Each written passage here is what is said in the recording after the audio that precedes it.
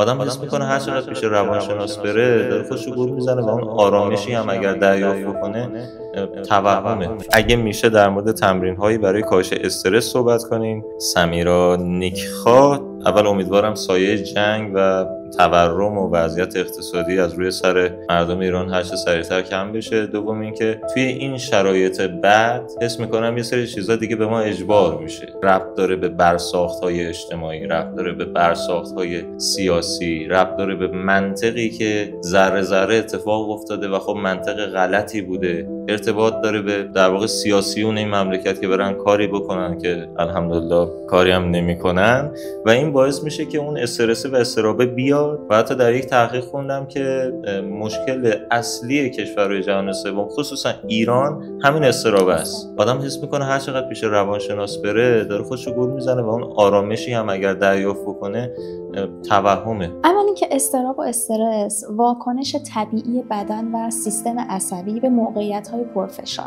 زمانی که با تهدید و یا یک فشاری مواجه میشه، هورمون‌هایی مثل هورمون کورتیزول که به هورمون استرس معروفه و آدرنالین ترشح میکنه. چرا؟ برای اینکه بدن رو برای مقابله با اون فشار آماده کنه. حالا اگر این سیستم عصبی مزمن و یا بیش فعال بشه اینجا مشکل زاست. یعنی ما دچار اون اضطراب دائمی، بیخوابی یا کمخوابی و حتی نشخوارهای فکری و تنش‌های